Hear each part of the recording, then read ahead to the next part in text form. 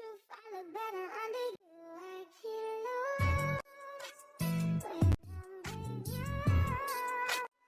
Motion as no. Grabe, top 4 na ang Can't Buy Me Love sa Netflix at ang rating ay lalo pang tumataas. Dahil ngayon sa mga kilig scenes, ninabingling na talaga namang madaming kinilig na netizen. Ito ang mga ilang patunay na komento nila.